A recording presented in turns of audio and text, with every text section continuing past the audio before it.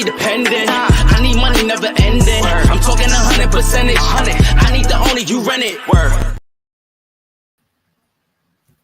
What's up? What's up?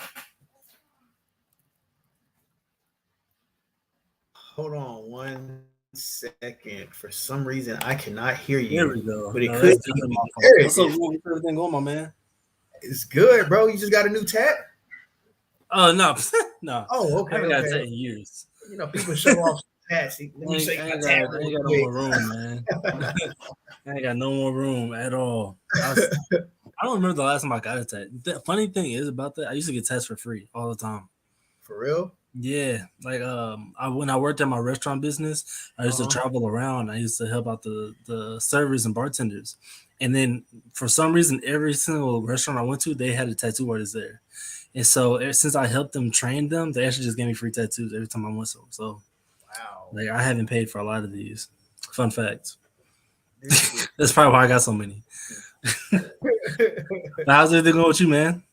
It's good, man. We've been on we've been on Zoom all day today. Like we was just knocking out calls, me and the team, and we're just doing a lot of like back and forth negotiations. Because now it's a cash deals type of market now. So you start pitching cash offers, and it's been.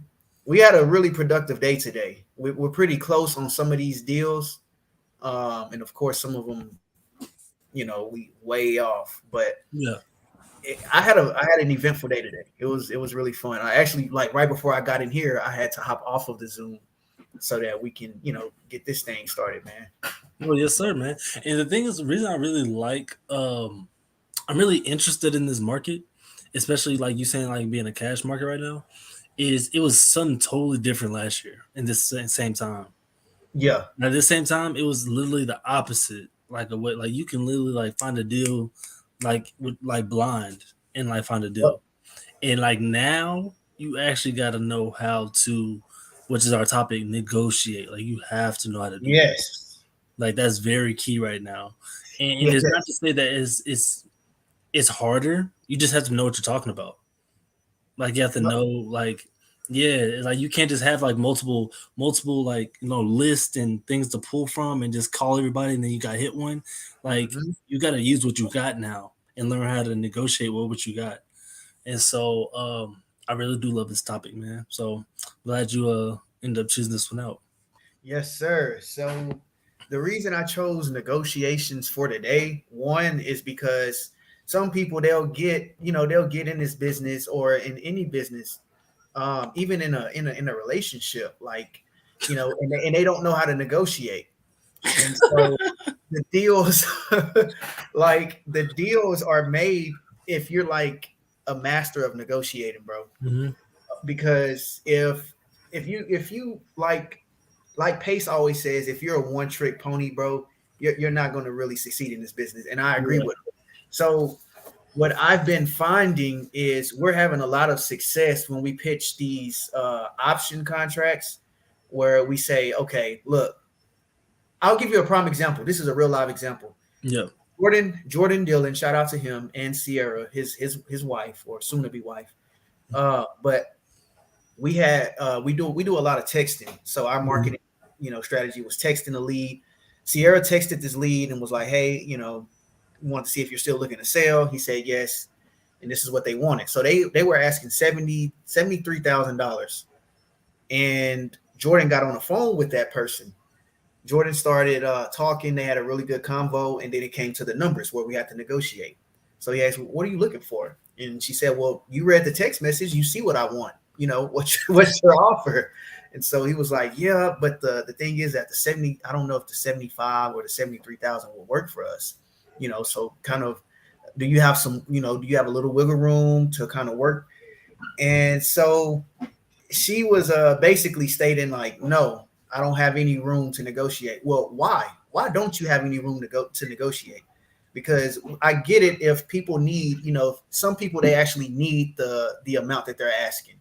But then there's some people who's just like, nah, I mean, I'm right here. This is my number. And I'm not giving you no reason why I want it. Yeah. I want this number. but she actually gave him, like she gave him a soft answer or a soft response or a soft rebuttal as to why she came up with the $75,000. Oh, well, you see the area; it's a nice area. Well, if you know how to negotiate, you can literally you can leverage what you know about this property, or you can leverage what you know about the area. You can leverage the numbers in that area. So rather than him going in here and lowballing her, this is what he did. He said, "All right, look, I'll be completely honest with you. Here's where I need to be. Here's where you need to be. You need to be at 75 for a deal to work for me on this lot, vacant lot, and I have to I'm the come boss. on it. I got to be at like $45,000 to make this deal happen." So he said, but instead of me, and he kind of paused just to hear what she would say. And it didn't sound like hey, my boy Ben, I'm here the we boss. Okay. go. Okay. Don't let me stop you, Jabs. Keep telling your story. Sorry. So instead of him going in there and, like just super lowballing her, he was like, hey, this is where we need to be. We need to be at 45. And he was just basically just kind of like empathizing and helping her out on why we need to be at 45. Yep. But he paused a little bit and then waited for her, like he just waited for some type of an objection. She didn't have any. And so he said, all right, well, look, instead of me coming in with, this lowball offer, why don't we shop this around to our other investors and see what they will be willing to pay? Yeah. And she said she's totally down for it. Now, the only caveat to that is we did not get the agreement signed today. We'll get it signed maybe this Friday or something like that, because I don't think she's necessarily ready. But the fact of the matter is that, okay, and I left out a lot of pieces to this. I just didn't want to go into all the details. But it's the basis. I got you. It's the basis of how to get to that point. Yeah. It's just basically us just going in here and negotiating. You're good. I think you're maybe it's on my end. My Wi-Fi sometimes goes in and out, but it's just being able to negotiate with sellers and know like, hey, I got leverage. Even if I wasn't like in real estate for 4 years or however long I've been in this, I would still want to master how to negotiate with people in general. I would want to know how to negotiate with my son and my daughter. Because if I'm asking them to clean up their room and they tell me no, in other words, like they can't really talk, but if they walk out the room when I'm telling them to clean up the room, I got to learn how to negotiate with these kids. Hey, If y'all clean up the room, I'll give y'all some pizza. They love ice cream. If y'all clean up the room, here goes some ice cream right here. But first, you got to clean up this room. If they still walk out, all right, cool. What will it take for me to meet in the middle with my kids on cleaning up their room? They don't want ice cream. They want to watch Blippi. Damien don't like Blippi. All right, cool. Well, look, y'all get this. If y'all can come in, get this room clean, I'm gonna turn on Blippi for y'all. They understand Blippi. So we meet in the middle right there. I have to know how to negotiate with everybody, bro. Not just sellers, not with just buyers, but I also have to know how to negotiate with private lenders. Bro, private lenders are like the hardest people. Well, I'm not going to say the hardest. It depends if they're new or if they're seasoned, but private lenders, they're like the toughest people to negotiate with because it's their money. They want to make sure that, hey, if I'm giving you $40,000 or $50,000, I'm going to make a decent return on my money. So, and sometimes people, they want 20% cash on cash return. They want 25, 30%. And hey, look, listen, me and Ben, we have to kind of meet in the middle with a lot of different people when it comes to negotiating like terms and different, percentage splits. It's sometimes it's like, wow, like, wait, how much percentage you want of this deal? How much work are you putting in? How much are you putting in? All right, okay. So let's meet somewhere. Yeah. But this is where the art of negotiating come in at. If you're not really good at negotiating, let somebody else do it for you. Let them take care of that part. I can honestly say I do have a partner who's really, really good at negotiating. Actually, Damien, you're good too. Ben is really good at negotiating. I dabble. This is what he calls negotiating. I'm going to kick this person in the nuts. That's negotiating. I'm going to kick this person in the nuts because it has to be at a point to where the deal makes sense for everybody. Everybody has to walk away from this deal to be happy. Everybody has to be happy in this situation. I don't want the seller. I don't want them in an uncomfortable situation where they're not walking away from the deal happy. And we definitely don't want to walk away happy, whether we're buying it or wholesaling it. If we wholesale it, you best believe we're going to make 10,000 or more. We're not taking $1,000. I mean, we have, but we're not. That's not really motivating for us. All right, we kind of stepped up a little bit, and probably next year our minimum wholesale fee is going to be $30,000. So I'm just saying, we want to make sure that everybody walks away happy, but it all starts with learning how to negotiate. I think that's really important. And the fact of making sure that it's a win-win situation for everybody. I try to tell, like, especially like my acquisitions, I tell them that we're either gonna do a win-win or we're gonna like not do a deal and just be best friends. Like I tell them that all the time. Like, well, and everybody thinks their position is the most important. Exactly. Everyone thinks I got the house. I know what my home is worth. Bro, I got the money. You're trying to sell it. So who's in charge? Nobody. We're all 50-50. Yeah. And meeting in the middle and knowing how to orchestrate that, like Jabs did earlier, meeting in the middle and jumping in with these people and figuring out exactly. I think the hardest thing with negotiating is being able to do it on the fly. And that's why I love what Jabs does with the team. Is he'll literally throw people in situations and he won't give them any time to prep. Go, hop on the phone, get on the phone now. Let's go. Start making calls, get these people locked in. And they think, let me prepare. No. The best way to prepare for a cold call is to make it cold, not to get warm. There's no time to prep, no time to practice. You got to be shooting things on the fly, and the only way to get better is to do that. But the thing that makes a negotiator great is someone who can orchestrate solutions in their mind as they're talking. And if you can't multitask, you won't be a good salesman because you're literally creating a story and you're answering questions all at the same time.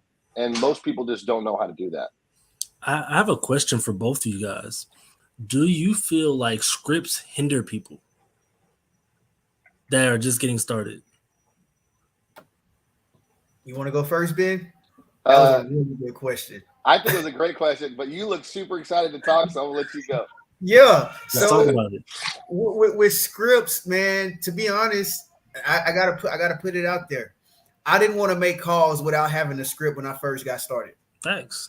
I was super afraid, bro. I was super scared because I felt like I don't know what I'm talking about. I need to know word by word what I'm about to say so that I can hit them. You know, I can say the right things, then I can feel like I'm doing something. And I don't want to mess up. I don't want to screw up. Yeah. Well, over time, I learned that I don't even know if I'm going to screw up or not if I don't even make the call. Yeah. That's first things first. And then on top of that, what I've also learned is that if I'm going according to a script, bro, a seller can say one thing and screw the whole script up. Like this seller, she just threw a curveball at me, and I don't know where in the script does it say she's going to say this. Like now, I'm all like, oh wait, where am I? So, yes, to answer that question, I think so. I think yes. I think people need the ones that's getting started. I would say, okay, yes. You can use a script, but that would be a guideline. That would not be. I wouldn't want you to like read a script word by word and know it verbatim. That's just a quick guideline, just to kind of know how the conversation will flow. Mm-hmm. You want to have what we call a structured conversation. So a script, yeah, you can. I would say you can use one, but I don't think it's necessary in order for you to make a call. So. And the reason why I say that is because, again, you can have a script. Like I used to have one on my wall, and I would just. It sounds like I'm cold calling. It sounds like I'm scripted. And people that can hear you reading the script, they're gonna hang up. And I learned that.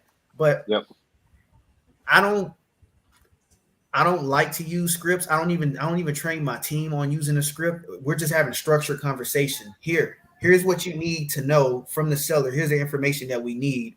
And this is how the conversation should flow right here. Here's the structure of the conversation. And we just base that off of the Sandler submarine. which is all it is it's just a structured conversation. Yep. And I will say, just to kind of piggyback on Jabs, what you said, I think scripts kill sales, period. I think bullet points are the trick. So if you have bullet points, one word that will trigger a thought or trigger an idea in your mind, that'll bring you back to where you need to be going. Because at the end of the day, you have to control the conversation. You cannot let the conversation get out of control and let the seller dictate what's going to happen, who's going to talk, when we're going to call you back. No. This is my call. You have something that 3 million other people are doing in your same town, right? Or however many people are selling. Everyone's selling. We get it. But not everyone's buying. And so at the end of the day, I'm bringing you a solution. I'm in charge. I got the money. I appreciate that you got a house, but your neighbor's probably going to sell his house to me too if I ask him. So let's just get that straight. You're not doing me a favor by talking to me. I'm doing you a favor by talking to you and spending my time. Not trying to be cocky, just understanding your mentally where your role is. And then you step in and you have these bullet points. And if it veers off, bring it back. All right. Anyways, hey, I appreciate the fact that your husband works and you guys are going through heartache, whatever, you guys are losing your home. Let's stay focused though here real quick. Just want to bring you back to my bullet point on this. So I don't like scripts, but I do like directional indicators. Yeah. So Ben, I want to elaborate kind of on that, and I want to ask you a little bit deeper on that. So when you're saying you want to be the one taking control of the conversation, 100% agree with you. You need to control that conversation or how you want to guide it. I also read a book by The Wolf on Wall Street, Jordan Belton, The Straight Line Method, by kind of getting them back on track where you're going. It's a great book kind of do that. But I want to also ask you with that is how are you presenting that with trying to, because I know with the Sandler submarine, it's more of what do they need.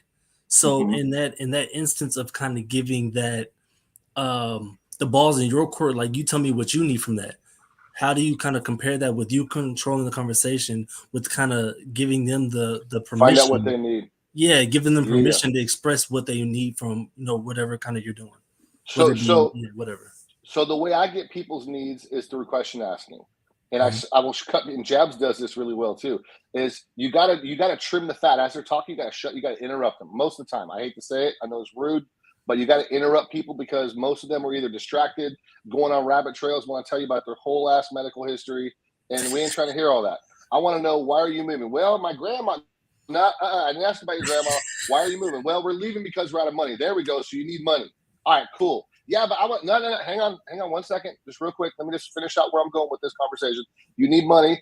What money? What kind of money you need? Well, I need what? Well, let me tell you. No, don't tell me nothing. How much? So just constantly going back and driving and pushing and saying, okay, you need money, so we know you're selling because you need cash. How much cash do you need? How quick do you need it? How long can I stretch out before I pay it to you? How many do you want payments? And I tell people when I'm negotiating with them, I say I'm gonna give you 5 points: purchase price, length of term, cash down, monthly payments, and interest. I'll give you max 3 of those. Max. Normally me and Jabs try to keep it around 2. But if you take 3, you better believe these other 2 that I got are gonna be 0. So, or as close to 0 as possible. So if you want the purchase. So anyways, as I'm finding out these needs and as these people are telling me their needs, because this is kind of tying into what you're asking, as you're sharing your needs, you can't have all 5 of those. You got to give me a couple. But I'm trying to get 3. So I'll give you interest rate and purchase price. And Jabs is really good at this too. But this is how we drive this. I say, hey, one guy wanted all 5. And I'm like, all right, so where do I fit in these 5? What piece do I get? Well, he's like, well, I don't know. You're the investor. Right. I'm half of the damn deal. I got to make money too, bro. So I feel that. And it was something that I forgot who was it. Grant Cardone. He would say, I give you 3 things. Anybody's probably heard of it. He's like, I can do things fast. I can do things what is cheap? It? Not cheap. Or I can do things good. Good. And then you can only have 2 of the 3. And then it basically was what you were saying, like it's a subsequent the other one for the other ones. And so I love that saying. I don't know it all the way through, like I could spit it out like that, but yeah, I mean, I definitely 100% agree with that. Yeah, it's gonna be, if you want it fast and cheap, it's not gonna be good. If you want it fast and good, it's not gonna be cheap. And if you want it cheap and good, it's not gonna be fast. Exactly. And so, I mean, if you present that to them, honestly, I don't see a seller being like, nah, I want all 3, knowing that kind of dumbs it down for them to understand. Like, you know, I want this to be a win-win, and you can't have it all and have your cake and eat it too. And of course, you have those sellers that they want that anyway. So, but when you share that perspective with people to actually show them, listen, an entire transaction involves the creative finance. An entire creative finance transaction involves these 5 things. So as we're moving forward, I'm going to explain these 5 things. And I've realized when you sit down at the dinner table, whether physically or on the phone with them, and you make them feel like you're having an intimate talk. Jabs does a really good job about wanting to get people on Zooms. He wants to see their face. He wants to talk to them. That's so personal, man. And it brings it to like the dinner table setting. I mean, you feel like you're sitting having dinner with someone. And we just got off the call with one of our guys on our team, Jasper. And this guy did such a good job at relating and making the owners feel so welcome that they said, we're going to put it on the market, but if we don't, I promise you'll be our first call. And I guarantee you they're going to call him back because the way he presented it was honest, transparent. He shared them numbers. And I like to get in. Sometimes if Jabs don't like to go this deep with some people, but I'll do it. I got a little more patience on that end. He's got more patience in other areas, but Jabs just be like, listen, this is what we're doing. That ain't going to happen, or this is going to happen. But for me, I'll sit down with you, and sometimes I'll even go over the numbers with you. If you're a seasoned investor, I'll bring you into my pitch. I'll bring you into my spreadsheets, and I'll show you all the money I'm making. Look, I'm going to make $20,000 on this deal. I'm splitting that with my partner. I'm going to make $5,000, whatever it is. But I want you to like realistically look at these numbers. Like the stuff you're asking for is bonkers. So just being straight up. I love that. All right, so Jabs, what are you feel like some tactics? Because you mainly deal with sellers, you deal with lenders, you deal with a wide variety of however you want to call them. What are your negotiating skills? Do you have like a set amount of different parameters in like set of skills that you kind of use to talk to individuals, or is it just kind of it's a person by person basis, or just you're just having a conversation, just being friends with somebody? Wow, bro, that was a loaded question, and you kind of answered the question with the last statement. So, I figured I know how you work, but I just wanted to do it for the audience. I literally, honestly, to answer that question, I'm gonna try to give it to you like straightforward, because my wife said I do talk too much and I overly explain. So I'm working on that right now. I'm negotiating with her about that right now. But so to give you the straight answer, this is hard. Like I can't just get straight to it. All right. It's just a conversation that I'm having, bro. I'm trying to make friends with people, right? I'm genuinely trying to make friends with people whenever I'm negotiating, whenever I'm talking. So the skill set. Now, what helped me with my skill set is me just studying sales every day, all day, and studying Pace's calls. He got like 21 different seller finance calls on his YouTube, and I just study those every single day. I also listen to there's another guy that I was listening to. I can't remember his name. Don Loke. It's his last name is Loke. I think it's Don Loke. Oh no, he's an Asian guy. He's really, really good at sales. I want y'all to look him up when y'all get a chance. I think it's Dan Loke. DANLOK. I'm a confirm. Yeah, make sure you find him out. Dan Loke. That's his name. Dan Loke. He's an Asian guy. He's really, really good at sales, and he makes people feel comfortable. Like even though he's about to screw you over with his price, he makes you feel really good about it. Like he doesn't pressure you. Right. He doesn't make you feel like you have to do it. It's hey, I mean, to be honest, if I'm making this type of a payment, I'm going to expect 1,000% results before I make this type of decision. Like he makes people feel comfortable about buying his product. So I had to learn that I need to learn sales and understand the way I had to learn sales and understand how people think, how they act, how they respond, how they reply to certain things. And that goes back to like psychology and all of that stuff. I don't study psychology, but it does help out a lot. And then also learning people's personalities, which we had talked about, I think a few lives ago, but just learning people's personalities and kind of fitting in like, hey, bro, literally, bro. And anybody that's watching this, please don't take this the wrong way. But I fit in with any and every body, any and every crowd. If you're white, I can be white if I want to be.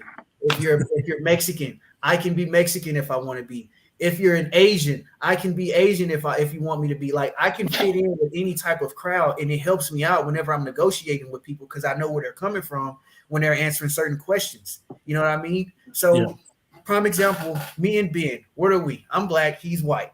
We both are the same people. Like, if I have, like, okay, look, me and him, we have a really, really good relationship, and this is how good our relationship is. We made it a point to where, hey, if you're talking to a brother and you're not getting anywhere, Ben, he made the suggestion. Hey, bro, I'm gonna put you on the phone with this guy. I don't think I can close him. This is your people.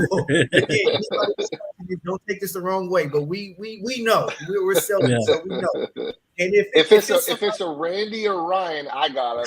If it's Ranisha or Randolph, Randolph. So we know, like, we know each other, but it does take a little bit of skill sets, and it does take a little bit of studying and just kind of knowing who you're talking to, knowing that different personality, knowing, just knowing people in general.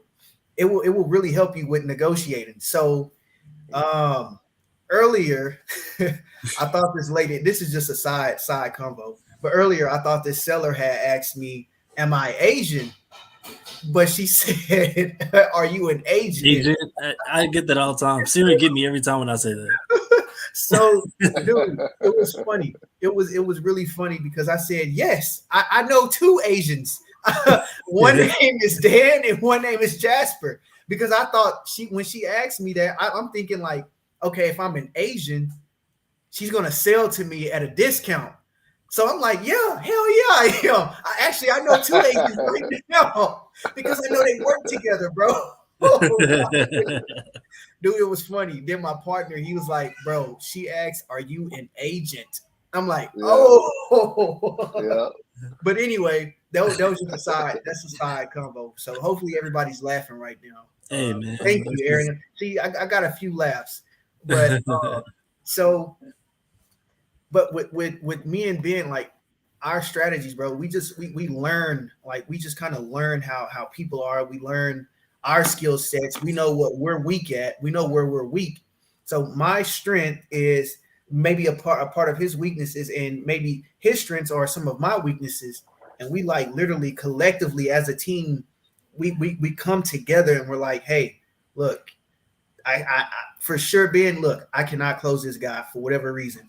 Or actually, I never give Ben any leads that I can't close for whatever reason. There's a reason why I can't close it, because I'm a closer and I know, hey, here's the reason that I can't close this person. Maybe you can close him. So sometimes people, they get so caught up in like that one deal. Every time they get caught up in that one deal because they can't negotiate with them, and they just like they get stuck there. So this is what I do. Ben, help me out with this buyer, man. Here's where I'm having trouble at with this person. And then Ben, actually, bro, let me give you an example right quick. You're going to say stop six. I wasn't going to say stop six, but that's a good example too. Right. That's a really good example too. I was about to say with Mama Wendy, bro, with Mama Wendy, with the we had a big misunderstanding, and I'm like, okay. Oh yeah. The misunderstanding was, what was it? It was, hey, you promised me that you're going to give me X amount per month, and now you're saying you're going to give me X amount a month. And so I'm like, Ben, I don't know where I'm confused at or what's going on, but Ben came in and literally got it closed. You remember that? Mm-hmm. I remember. It was a typo in our contract. We had someone helping us TC the contract. Mm-hmm. I think he didn't know, or maybe I don't know what happened. I'm not going to say what I think. It doesn't matter. But at the end of the day, there was a typo, and I think Jabs, you got blindsided because Jabs is an honest man to the heart, dude. Mm-hmm. Like my man will not burn you. He is, and it was beating him up, and I saw it in his eyes. He was like, "This ain't cool, man." He's like, "This, I've had this relationship with this lady for years," and I was like, I think I understand clearly what's happening here. He's like, all right. It was like, do you mind if I jump in? He's like, absolutely. So I called her and I was like, hey, let me just explain what's happening. Mm-hmm. This plus this equaled what you're seeing, but I promise you, and I'll speak for Jabs, I guarantee you he was not behind it. This was not some like ill motive, like the way we intended is the way we're going to do it. So guess what we're going to do? I'm gonna redraft the contract. We're gonna send it over to you right now. And I asked her, I was like, what were you hoping to get? And she says this, this, and this. That's what we talked about. And I was like, perfect when you asked that question. I was like, what were you expecting when you and Jabs were initially talking about this deal? And she said, I wanted this plus that. And I'm like, done. Can I hang up the phone? Because I'm going to draft it up and I'll have it to you in 20 minutes. And she said, yes. And so I sent it over and she signed. And we restored the relationship with you. And I want to touch in on that real quick, too, because from somebody that knows her for 28 years,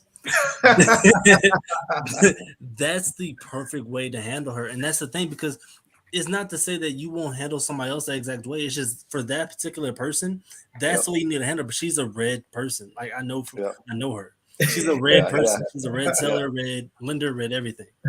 And she the reason I say red is because she's a how can I say, like, you know, like Jamaicans. Oh, yeah. But like they just have an aggressive tonality. It's not that they're mad about anything. It's just they have that aggressive talk in their tonality. That's just the way they are. That's the exact way she's not Jamaican, but that's a reference I want to kind of bring to it. So she's just like direct. Tell me what I need to know. This is what it happens to. That's what I expected. Like, get it done. And she's happy, and she can turn to Jacqueline Hyde. Like, she's super nice after she's like, oh, bro, she was like heated. And as soon as I explained, I promise you, we're going to give you what we promised you. That's all. There's no need. We don't need to talk about nothing else. There's no fluff here.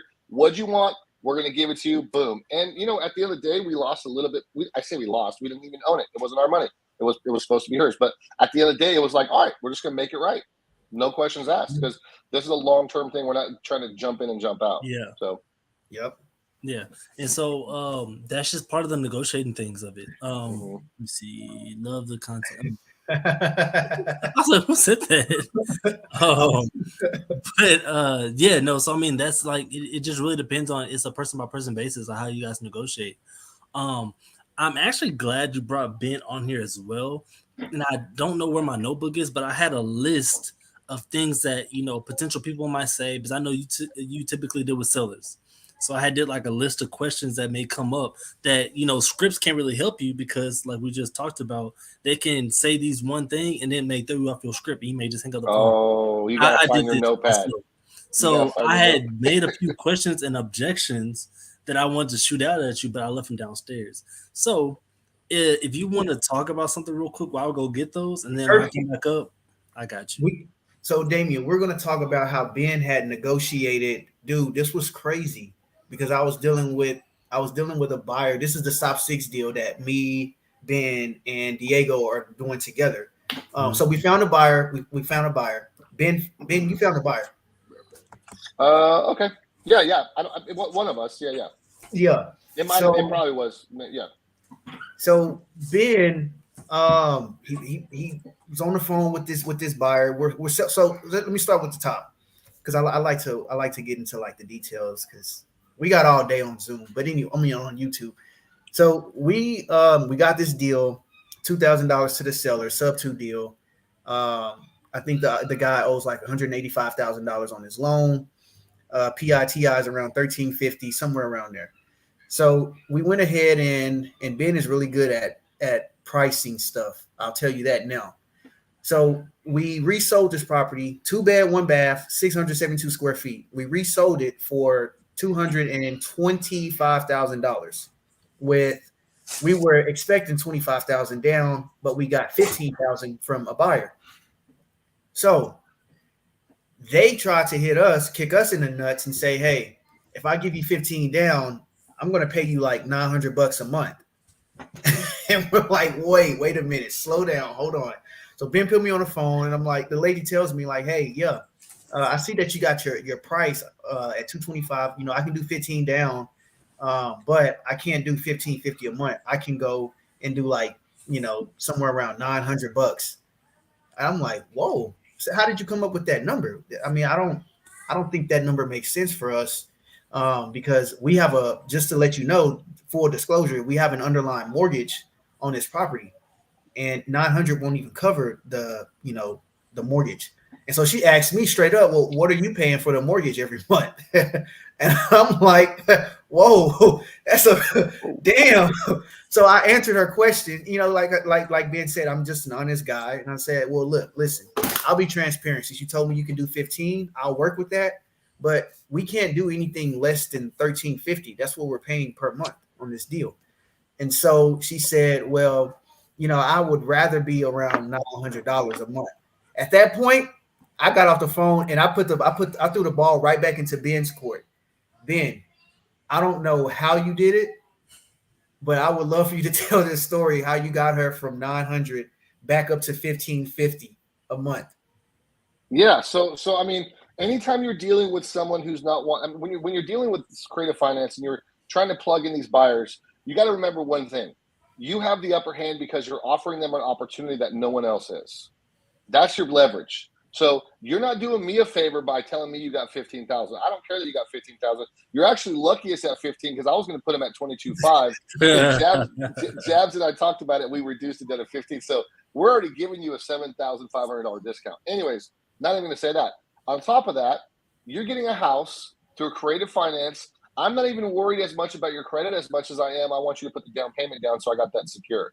So I'm giving you an opportunity to buy your first home. That's amazing. I love helping people out. I'm giving you an opportunity to be a homeowner, take care of your own yard. I'm throwing in a washing machine for $2,000. That, I mean, you know what I'm saying? Like there's multiple things. So I started sharing. I was like, listen, you're getting a brand new remodeled home in a neighborhood where all around this entire house, there's new construction. Okay. That everybody wants that home. They want the home that's the least fixed up or the oldest in the newest neighborhood. Right. So You're getting this opportunity. Now, home is probably worth 185, 190, somewhere around there, but I'm selling for 225 because I'm giving you a 30-year finance note on this thing, and you're going to take it out. And so we started talking. I was like, listen, you're at $900. You need to be at 900. I need you to be at 1350, and I need you to cover your own insurance and taxes.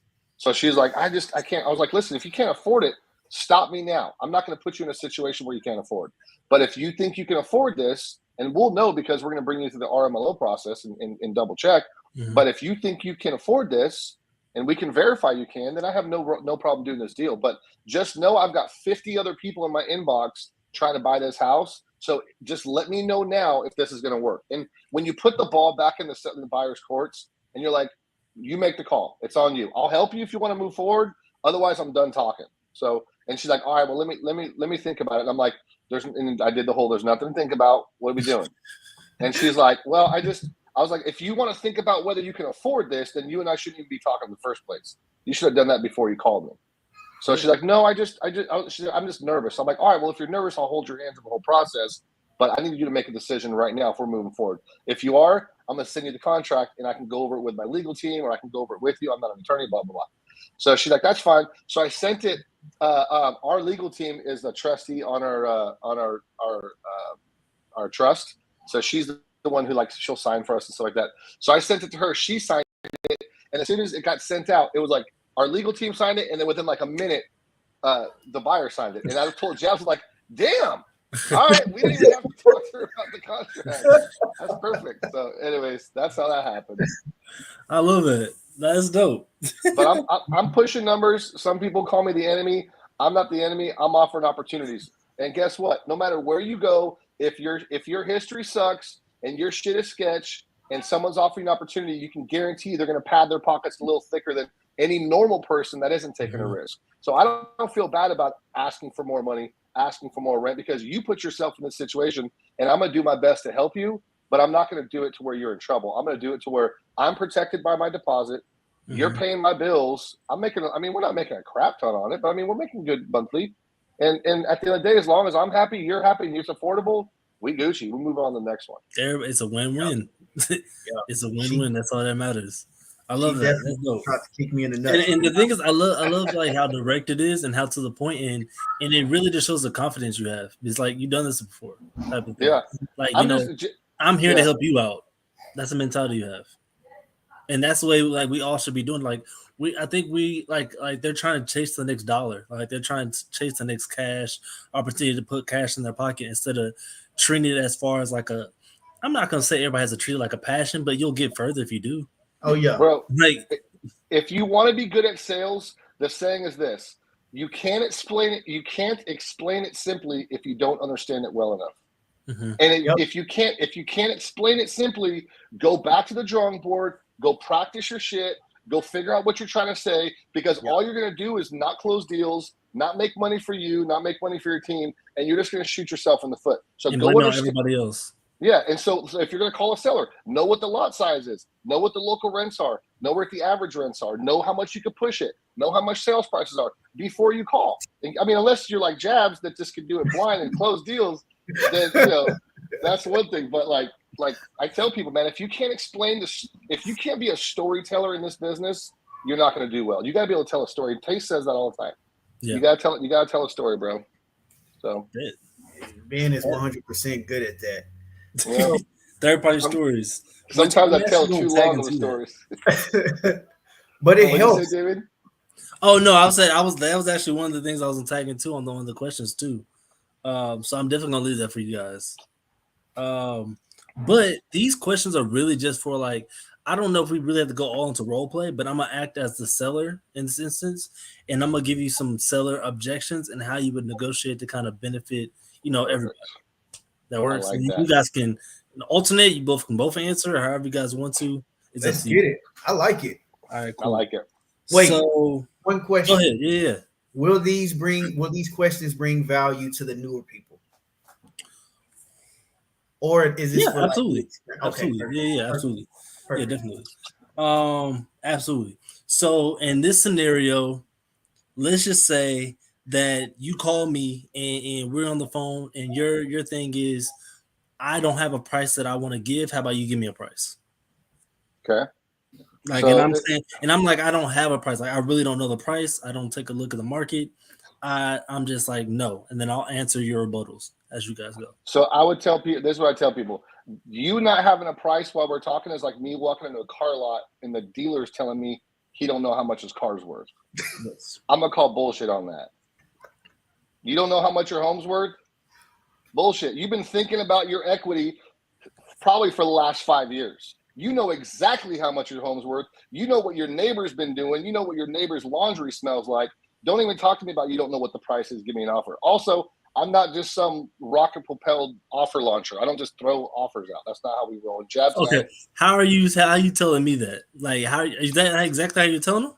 All right, here we go. Hey, Damon. Okay. So as far as you asking me for an offer, honestly, that'd be like me walking in the car lot, man, and the dealer telling me just give him an offer on a car. You got to know what your house is worth. And just with all due respect, I mean, how long have you been living here?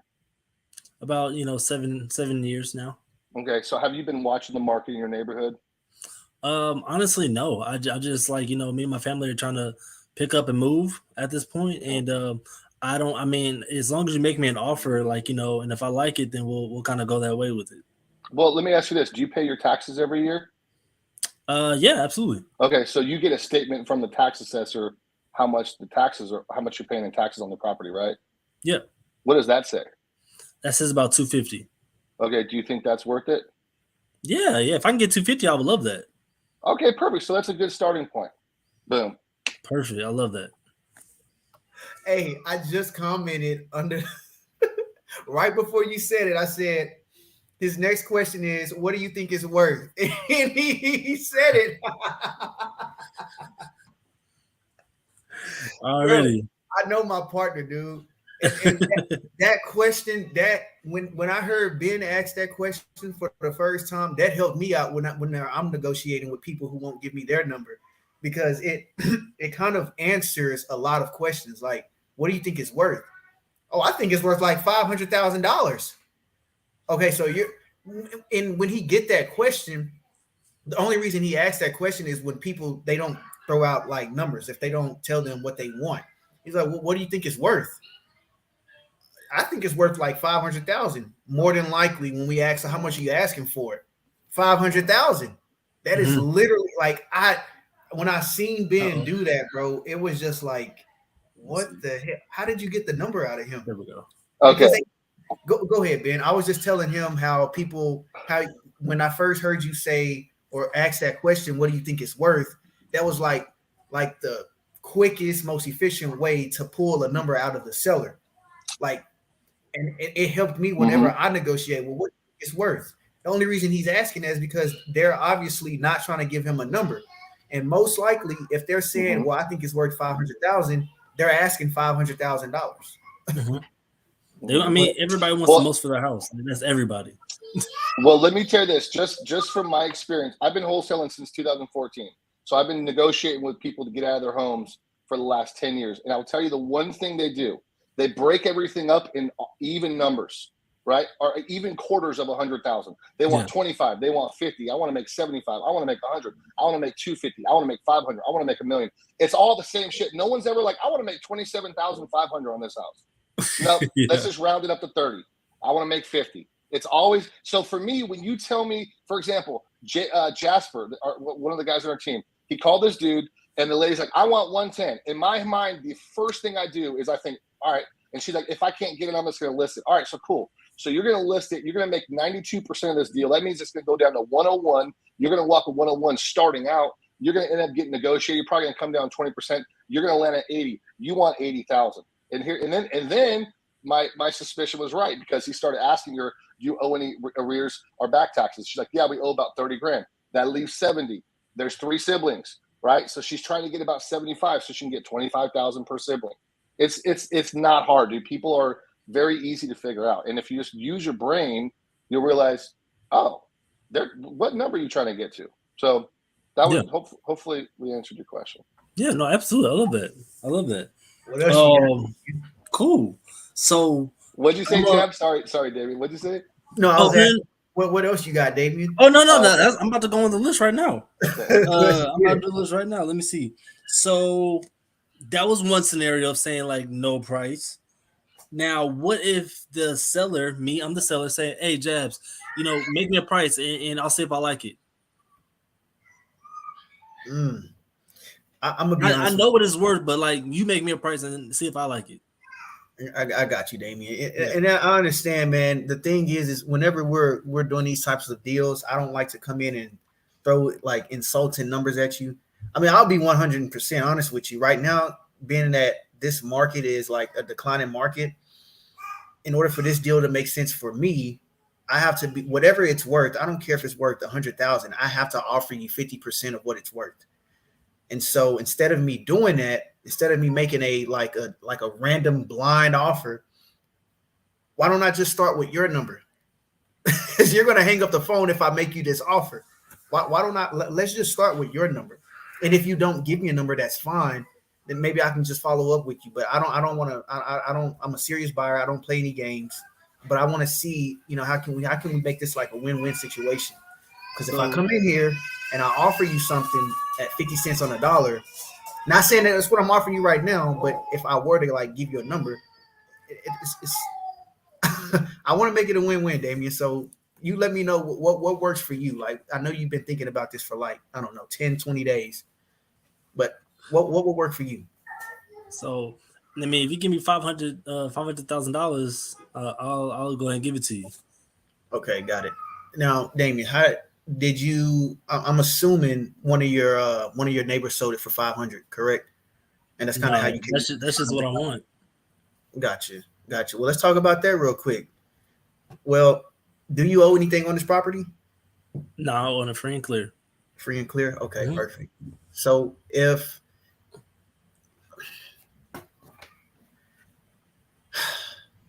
those are just little tricks I do sometimes. Like I'll sit silent for a little bit, do the little 500. All right, got it. And let's see. So let's just say if I were to give you that 500,000, that's something that you'll move on like today, or you probably have to think about it. I'll sign a contract right now, and we can go to closing. Got it. And if it doesn't sell for 500,000, kind of what's your other plans? Well, I'm probably just gonna, I'm gonna sit here until I die. Okay, got it. No worries, man. No, the only reason I'm asking is just in case, because I haven't done any research on this property. I'm gonna be 100% honest with you. I only make these calls just to see if we're a fit, and even if we're not, then no big deal. Like, I have other investors that I can maybe send this around to, because maybe they'll offer you 500. I don't know, but I know for sure. If it's worth 500, I know for sure I probably would be in that ballpark. And so, man, let's do this, man. Give me a couple seconds right quick. Let me look on Zillow and see what Zillow says. All right, I just looked on Zillow and it's saying about, you're right. It's in about $500,000. So that's like that's kind of your bottom number, correct? Like you're not looking at, if I came in at like 450, you wouldn't even consider that. No, I'm looking at 500. Okay, no worries, man. No worries. I'm assuming that you have to maybe put this into like another property, or you looking to buy something else. Well, I mean, I'm probably moving and then kind of downsizing, and that's why I'm just looking to kind of put all the money towards another property. Nice. Okay. Do you have an idea of what the purchase price would be for your next property? Hey, are you gonna make me an offer, or you gonna keep asking me questions? Yeah, I actually do have a few more questions just to kind of, I just want to get to know you a little bit, man. Just make sure, like I said, just make sure we're a fit, because I'll tell you why I'm asking these questions, Damien. One reason is, if I know what your next plan is, which I know it's intrusive. I know, I get it. Like, don't beat me up about it. But the reason why I'm asking these questions is just in case, if I'm not a fit for you, I can point you to another direction. I may have an agent that could be waiting on you. I may have another investor that could be waiting on you that may want to actually give you the $500,000. It may be an investor that needs to depreciate. Maybe they need to actually lose some money. So they'll probably be more than willing to give you the $500K. But I know for sure, if I don't get some of these questions answered, I would not be able to help you. At this point, I think we're having a really good convo, and I want to keep it that way, man, if that's okay. All right. Well, now, I know that was a lot to kind of take in, guys, but I'm more personable whenever I'm talking to sellers. And it's just so that I used to be a security guard. And our first thing is, if we see a fight break out, we have to de-escalate the situation. So whenever I see that you're starting to get like real hostile, I got to de-escalate that real quick. I heard on the Sandler sale, he said, when under attack, fall back. Fall back. When under attack, fall back. So because you kind of asked that question and it wasn't hostile or anything, but some sellers, they do get like, why are you being intrusive? You're not giving me an offer. Well, here's why I'm asking you these questions. And Ben, he's really good at being very, very empathetic, and he's very, very transparent with everything that he's doing, so that it calms the seller's nerves. It calms them down a lot, and it actually builds that trust with you and the seller. Mm-hmm. So the way I ask my questions is I assume stuff on purpose. I just throw out scenarios so that they can actually open up. Like, I assume stuff. I'm assuming you're looking to buy another house or something like that. Just in case they say no, they're going to tell me why they're actually looking to sell their property. It's another way for me of asking, like, why are you looking to sell? Instead of me saying, so why are you looking to sell? Like, they heard that question like 80 investors ago. You know what I'm saying? Like, all these other investors asked that question. So why are you looking to sell? I'm assuming you probably asking at 500 so that you can put that into like another property, or maybe buy another house or something like that. No, actually, I'm looking to blah, blah, blah, blah, blah. All right, cool. But sorry, I know I'm talking too much, guys. The thing is, I was more of a aggressive seller than on the same kind of question than I was before. And I wanted to show like both perspectives of it. And you handled it exactly the way that I would like, the objection need to be handled. Like, I'm not your buyer, but maybe I can find a realtor for you. Like, that price point that you're looking for, you probably should ask, like, suggest you, like, offer a realtor, or, has anybody, stuff like that. That's a perfect way to handle those kind of things. But it wasn't the point of falling under pressure and be like, oh, well, you know what, I'm not a good fit and just hang up the phone type of thing. It was more digging a little bit. I will say this one thing. When people normally want you to throw them an offer, they're not super motivated. They're shopping. Yes, so here's what I do. I play their game. I say, okay, I'll tell you what, let's play a little game. People that ask me to throw them an offer, I've done this twice. I say, on the count of 3, you're going to say your number, and I'm going to say mine, and then we'll both know kind of where we're at. You ready? 1, 2, 3. 500. I never tried that. That'd be funny to do, though. It doesn't work. It doesn't work. But it makes you laugh, and it loosens them up. Now, if someone ever does, I will never say my number, but if someone does actually throw their number out, I'll be like, sorry, man, my computer froze. Did you say your number? What was it, man? I didn't hear. But it makes it fun because, like Jab said, you got to de-escalate. And part of de-escalating the conversation is making them trust you and lower their guard. That's your number one goal when you start a conversation with a seller is get their guard lowered. And how do you do that? Hey, my name's Ben. I'm from Dallas. I live in Uptown. It's giving you specific locations where I live. I live in Uptown. Me and my wife and dog got a little 2-bedroom here. I'm a local investor. My partner, Jabs, he lives off in Fort Worth. I'm making connections. People are like, oh, okay, all right, this guy's chill. He's not some cold caller. I'm a real person sitting in Uptown in Dallas. So, anyways. I love that. The thing is, the reason I be loving these things because I always pick up something new that I definitely want to implement the next day. So I love hearing other people's perspective on things.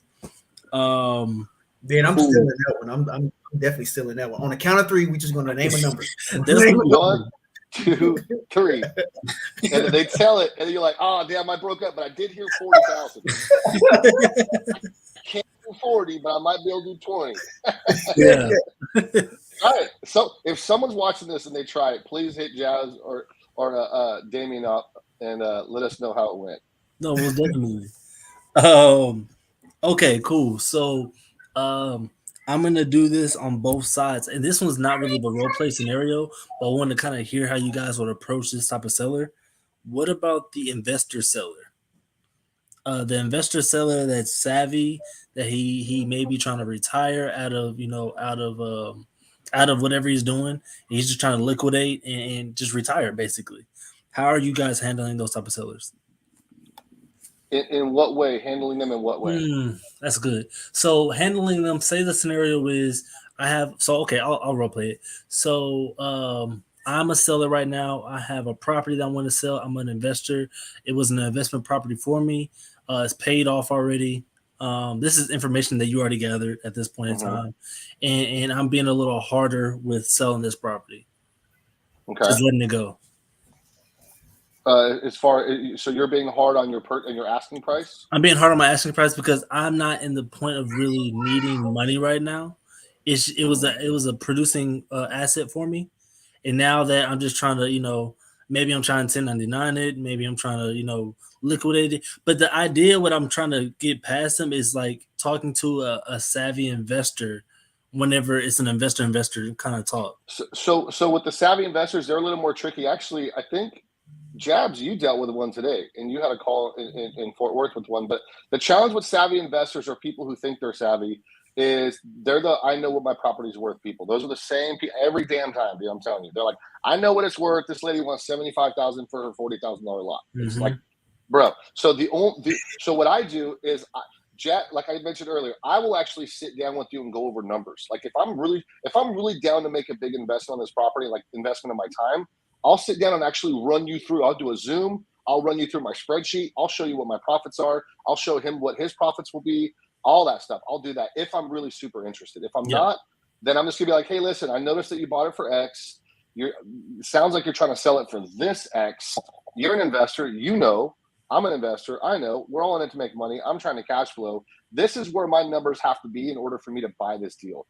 Anybody that's going to buy this from me is going to be at the same spot. So you can just keep pushing people away like myself that are investors and are savvy just like you, or you can actually spend the time, maybe lower your guard a little bit and let's actually talk about these numbers and let's make sure we both understand them and make sure I'm not out of pocket, but also make sure that you're realistic with your numbers. Yeah, perfect. I love that. So you're more the direct type of let's get to very direct. Let's run numbers and see where we both win. Yeah, I'm willing to show you how. I don't care if I'm making $100,000 profit. I'm not going to show you that unless I know I'm giving you what you want. But if I'm just saying, I'm down to show you a large portion of my numbers just to have you understand, hey, let's be realistic. Because at the end of the day, the transaction only happens when both parties are under the same understanding and also are super realistic. And so people that the unrealistic ones, the ladies who are like, I'm not selling unless I make 75,000. All right, cool. It's probably worth 75 in a year. You'll sell it next year. Talk to you in a year. Yeah. One guy told Jabs, I'm not selling this thing. I'm listing it. I'm going to sell it in August if I don't sell it. I told Jabs, you should text him, talk to you in September, dog. So, Jabs, is that your same perspective of how you talk to investor sellers, or is yours a little bit different? So mine is pretty similar. Me and Ben are obviously on the same team, so we got pretty similar common ways of doing this. But usually, if it's a seller like that he has to cash out, there is no way that we can meet in the middle on the price. Well, hey, look, I mean, what ARV are you coming up with, Damien? If you're getting 300, you know how the market is. Yeah. Well, obviously we got the 70% minus repairs and all of that stuff. I don't really go by that rule. What I usually do is I just take 50% off of what it's worth, because it have to make sense for me. And I know for a fact I can make at least $25,000-$30,000 on the flip if I'm looking to flip this property. Right. So I kind of do what Ben does, which is elaborate on why I kind of like justify my numbers. So, and if he does not accept my offer, I'm not in the business for him to accept my, I'm not in the business for it. If he doesn't accept it, I don't give a shit. I mean, I'm not going to cry, but what I'm going to do is see how can I come up with a solution. So I'm going to go back to his motivation. So if you do get this $200,000, I'm assuming you're looking to go put that into like another property, or are you looking to, you said, look like you were looking to retire or something like that. Yeah, for sure. All right, perfect. So what if we can make it a way where, look, I don't even fight you over price at this point. I just let me throw out a few different options that I can give you, and you tell me will like work best for you. Is that okay? Mm-hmm. Yeah. All right, cool. So obviously, you can list it on the market. These buyers are going to pay much more than I'm willing to pay. I'm giving you 50 cents on the dollar. They're probably going to give you 105% of what it's worth, which I won't. They're retail buyers. They want to live there. I don't. I want to put some money in my pocket just like you do. So you can obviously list it on the market. Is that something that you're open to? And if he says no, I don't want to list it. Okay, perfect. I'm glad you said that, because that's going to take at least 30 to 60 days, sometimes 90. So if you don't list it on the market, why don't you just pull the cash out and just do a cash out refinance? Pull all of your equity out of this property and do a cash out refinance. That way I don't have to argue with you over your price. Well, actually, I'm not going to argue with you, but that way you can get exactly what you want, and I can come in and I can get a deal with $0 out of my own pocket. You're an investor, so you know. And let me explain how that works. Basically, if your house is worth, let's just say, $300,000, Ben, he's really good at math.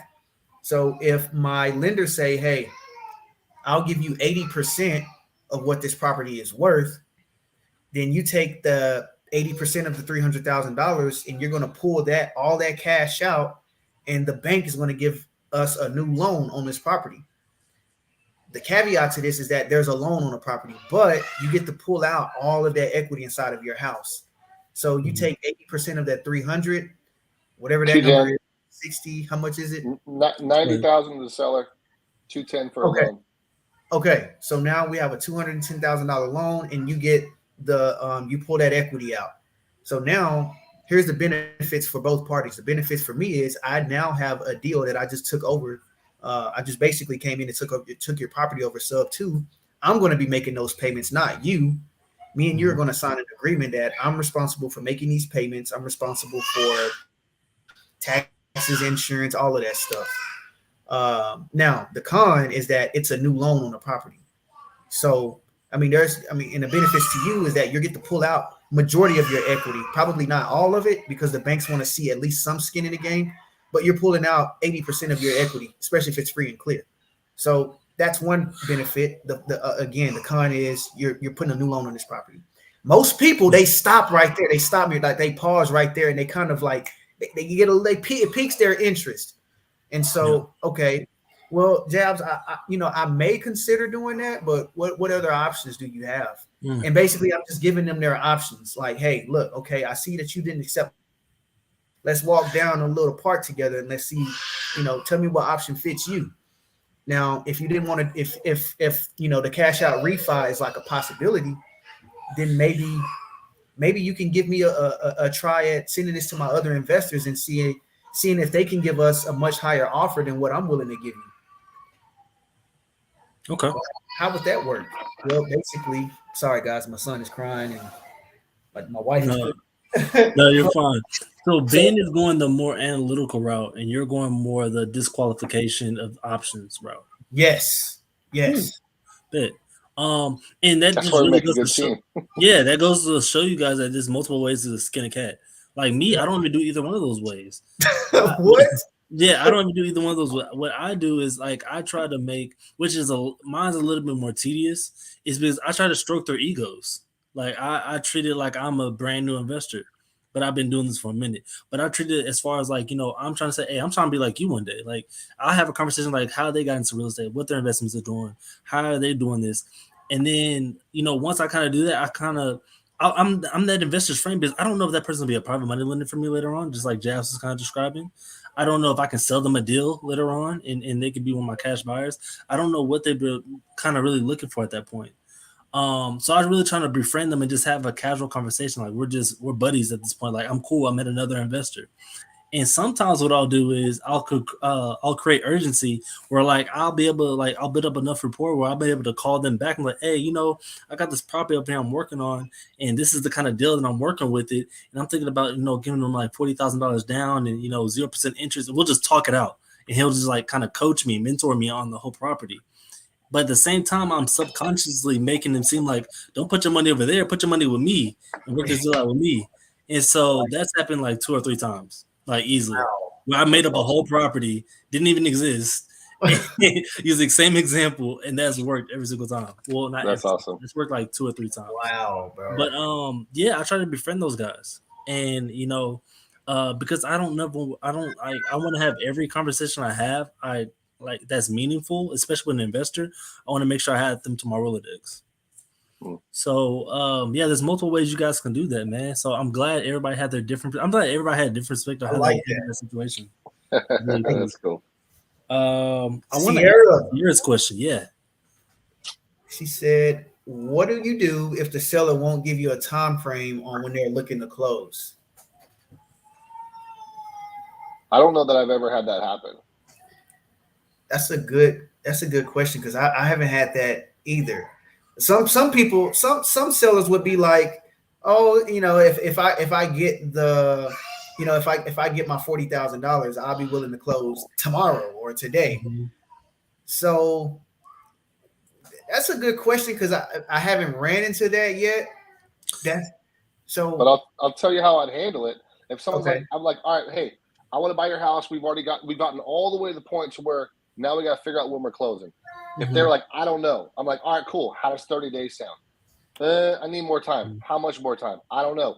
Well, how does 60 days sound? Yeah, that sounds all right. So is 45 days cool? Well, yeah, 40. All right, cool. You got to baby some of these people, but once again, control the conversation. You're in charge. You're not asking them to give you a date. You're giving them options for them to pick from. So if you want to confuse sellers, ask them an open-ended question. If you want to close deals, give them options and give them 3. All right, you want to close in 30, 45, or 60 days? Well, none of those. All right, cool. 60, 75, or 90 days. You just keep going with it and then start honing it down. But I mean, once again, you're controlling the conversation, forcing them to make a decision.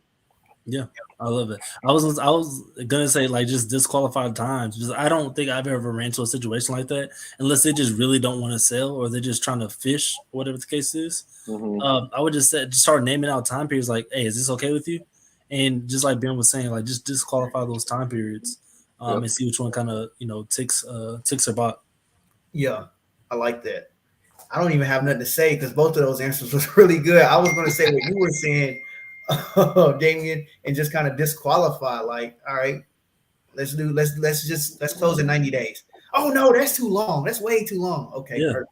All right, maybe I say probably 45 days would work. Now I think that's too long too. Call me in like 2 weeks. That's actually happened to me. Actually, I'm sorry. That actually happened to me with the lead. They had.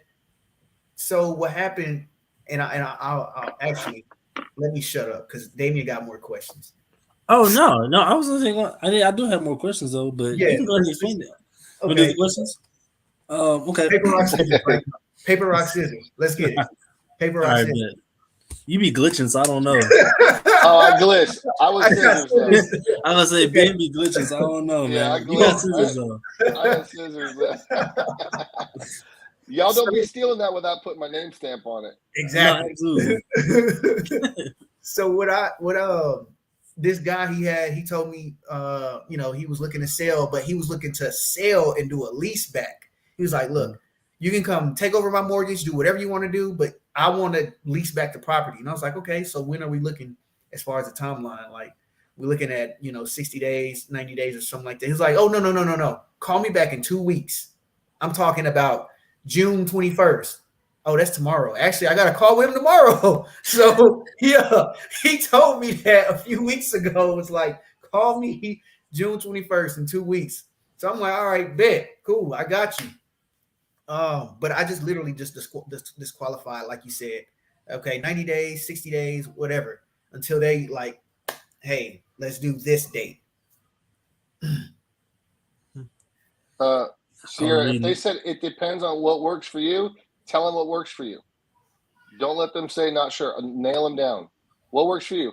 Now, if you're saying that, then I would say if you're the one saying it depends on what works for you, I wouldn't give them. That's an open-ended question. Mm-hmm. I would say, but if they're saying it depends on what works for you, Sierra, then I would tell them what works for you.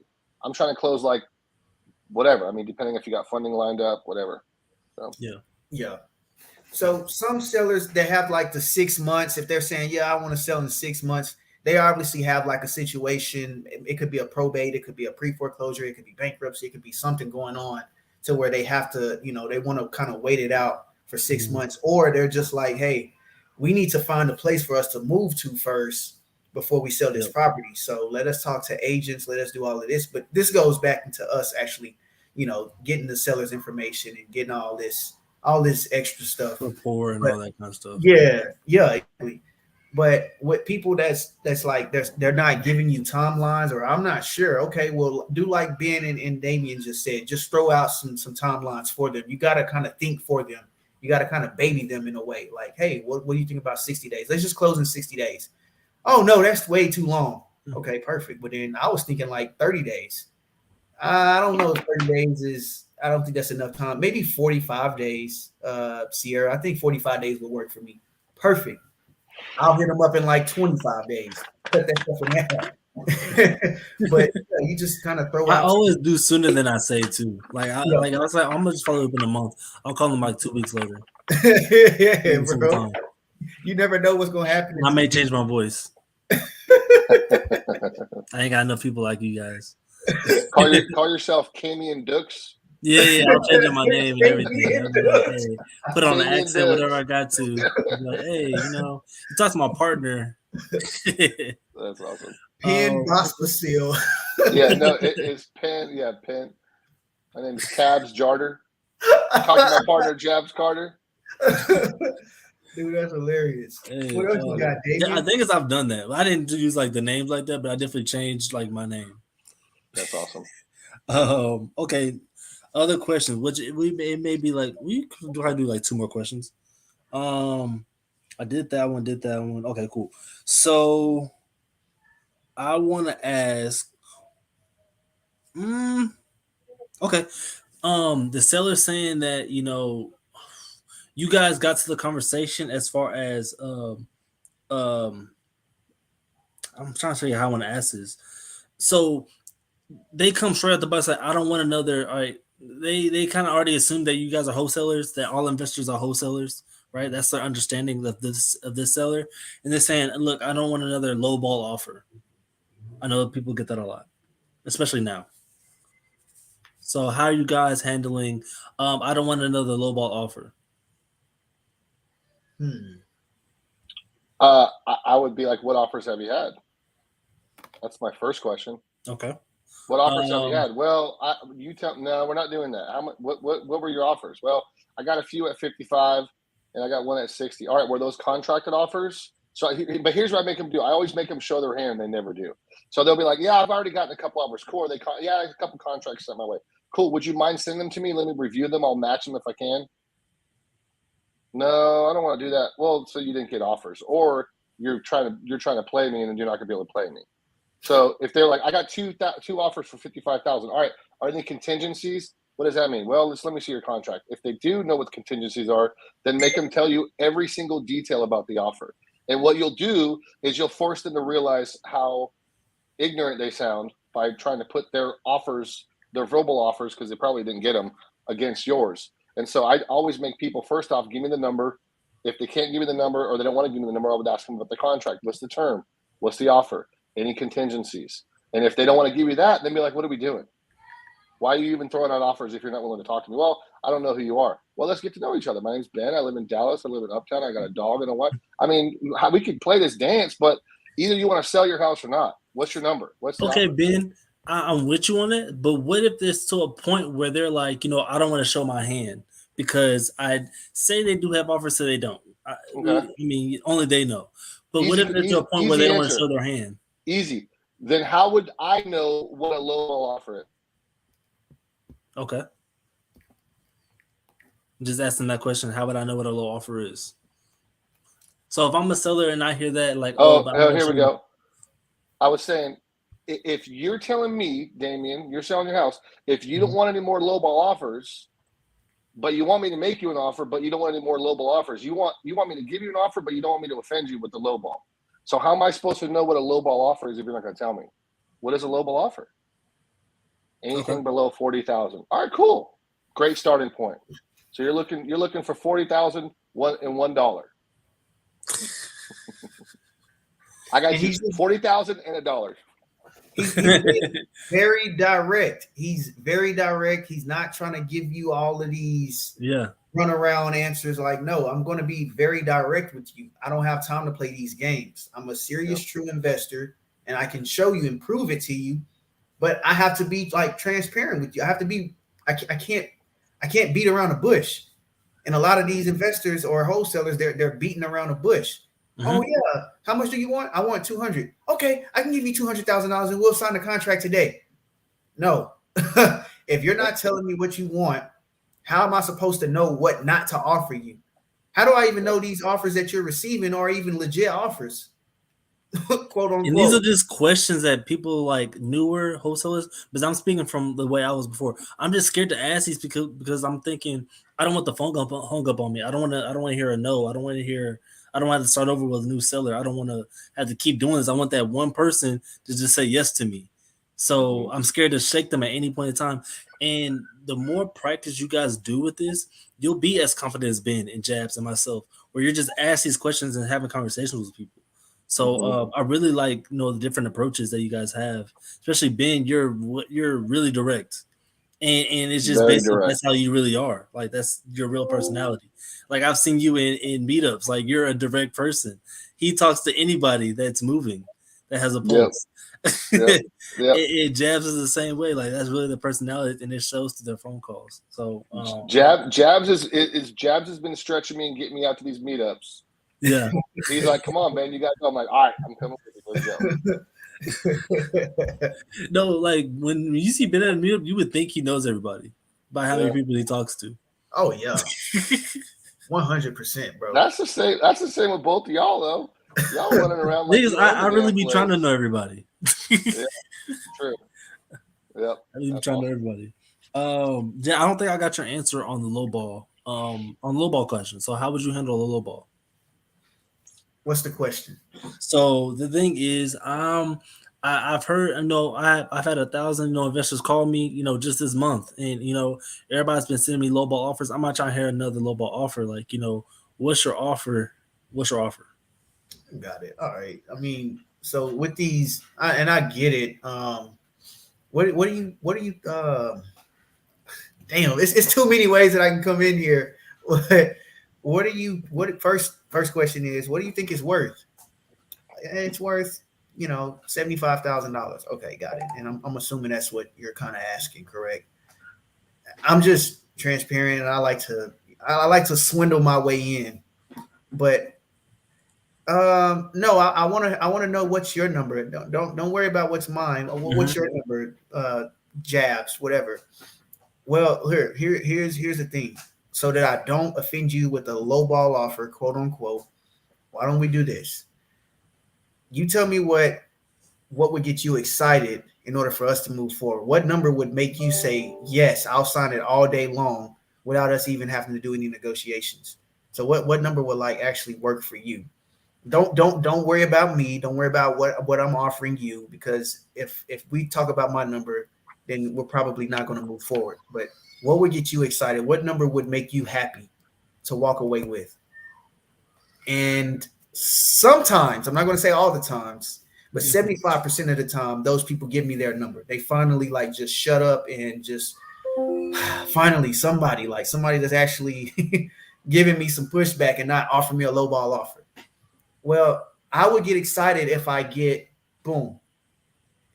Okay, so cool, got it. All right, cool. So you want $75,000, and I'm guessing like these offers are like around like maybe 60, 65, somewhere around there.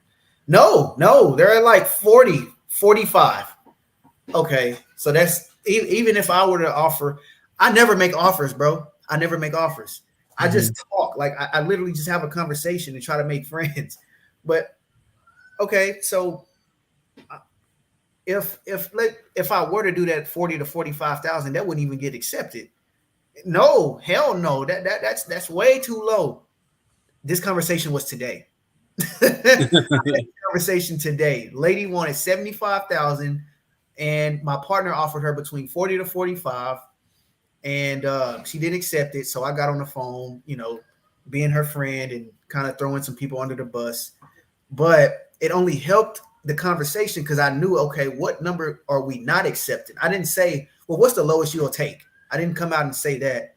I was like, what's that? If we come to some type of conclusion and we come to like maybe an agreement, she said, if we come to an agreement, maybe that number would be like 70,000.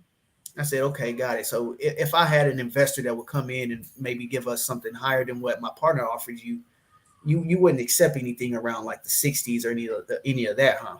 And she was like, no, I think I'd be more interested in like $70,000. I didn't even ask her to come down on her price. She did that on her own. And that was just talking. I'm just simply asking questions. That's literally all I'm doing and trying to make friends with this lady. Like that's literally it. So whenever I hear the low ball thing, I got a couple different ways that I can go in there. I can just tell them, well, hey, how about instead of me coming in here and just making a blind offer to you, why don't I just give you exactly what you want? You just give me terms. Let's make everybody happy. Let's make us a win-win situation. Yeah, and then they can kind of elaborate off of that. What I do, and this will probably be the last one, is one of two questions I want to ask. I just forgot what the second one was. It's gonna come back to me. Okay. So, and y'all pick which one y'all want to talk about. But we kind of talked about third party stories, and I want to ask how essential is having third party stories in your negotiation strategy, or we could talk about how important it is to not be the bad guy in the situation of negotiation. Do you guys ever use that tactic? Like, oh, I got to talk to my partner about this, and then kind of being the good friend. I think they call it scorching the earth, which is basically downplaying somebody else in your company, make it seem like you're the better guy that's trying to, help them out, be on their side. Which one do you guys want to talk about?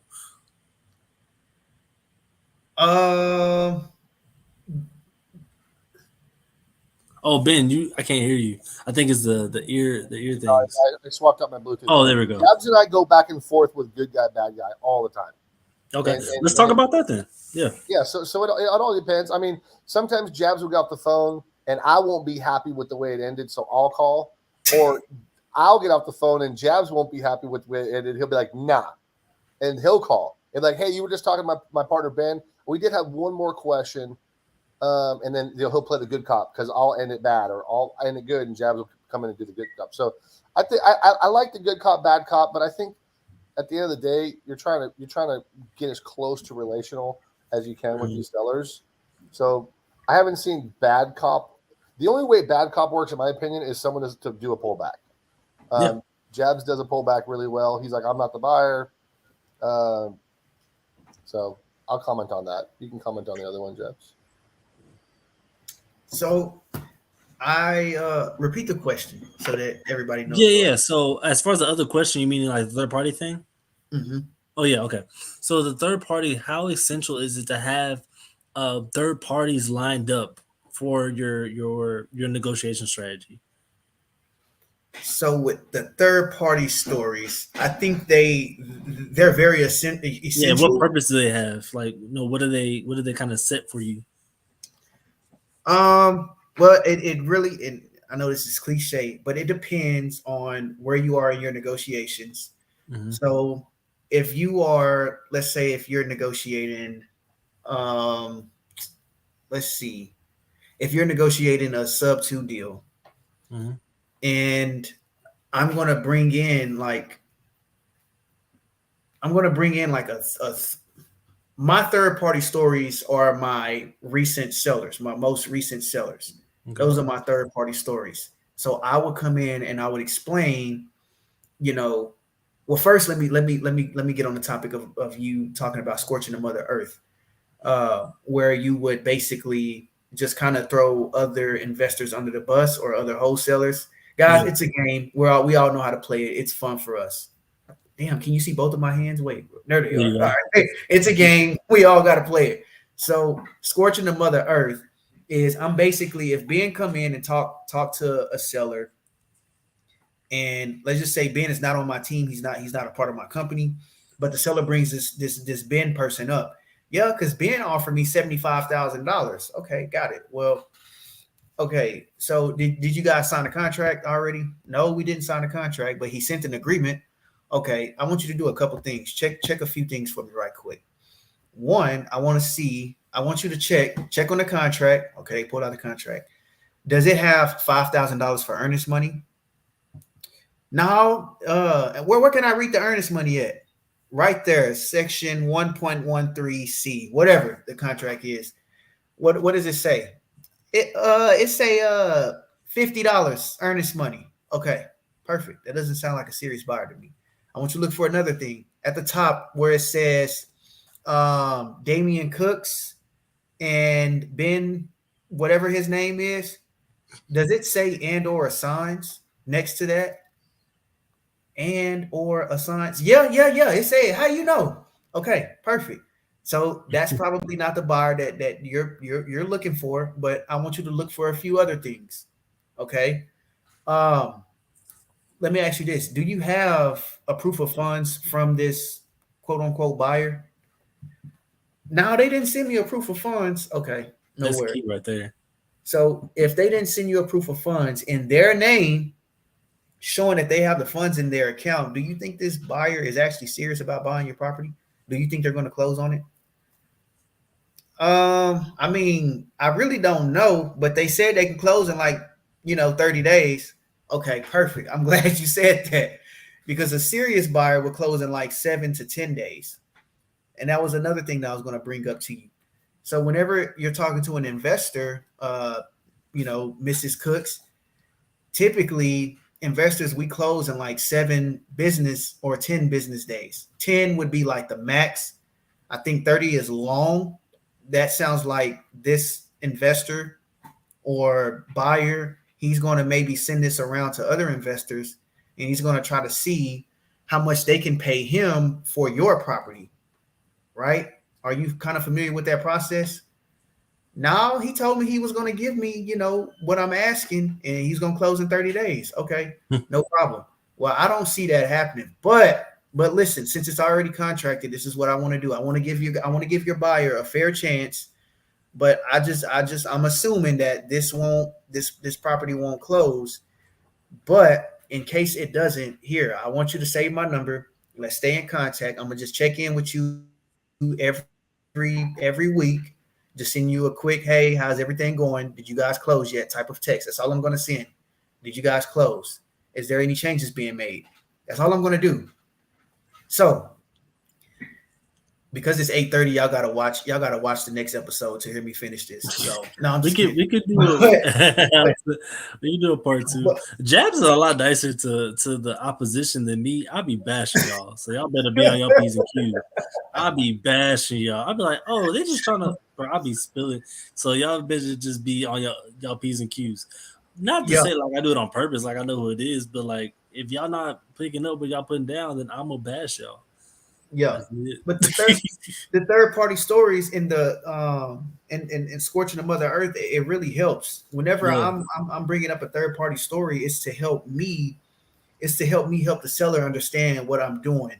So Yeah. if I'm saying, hey, look, I had a seller that I previously just bought a property the same way that I'm about to buy yours, if we're talking terms, and I gave her, 10,000 down and we're now paying her like $250 a month over the next 10 years. And here's the benefits, blah, blah, blah, blah, blah.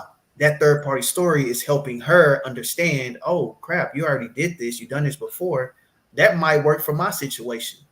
Or if it's a low ball offer, well, hey, here's how I just bought this other property, for 65,000. I mean, the benefits of that was that it was quick, it was fast, they didn't pay closing costs, any of that type of stuff. I'm just creating. Oh man, it's 8:30, but I'm just creating, that third party story just so that they can hear me out and they can have a really good understanding of how it will affect them and how it will benefit them. I like that story. Maybe that'll work for me. You know what I'm saying? That type of thing. So I'm trying to cover both things within like 2 minutes. But No, you do good. No, I mean, you guys covered honestly both of them. I mean, that was great. I like both of them.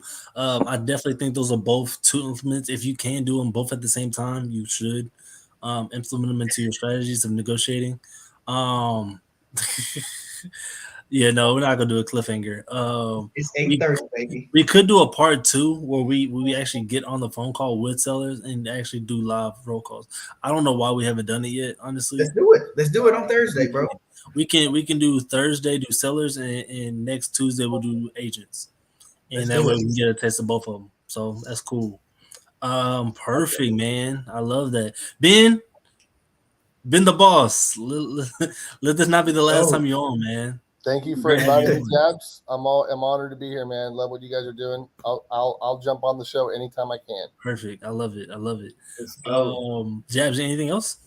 No, I will see y'all on Thursday, man. If y'all need help, hit us up. Also, y'all join the Facebook group doing DFW deals. We host these monthly meetups every first Saturday of the month. Follow me on Instagram if you're not already. Follow Damien and also follow my boy Ben. This is my partner right here, partner in crime. Helps us out with a lot. You're gonna be seeing his face often, so check us out. If y'all are just now tuning in, we did have a really, really good call today. We're gonna be doing a lot of the. We can start doing some role plays because I know some people they have trouble or they have a challenge talking to sellers. We'll also be talking to sellers live. We'll be doing some underwriting. We'll be doing some comping. My phone has been blown up, so yeah, I gotta go. But I will see y'all on Thursday. All right. Peace out. See y'all.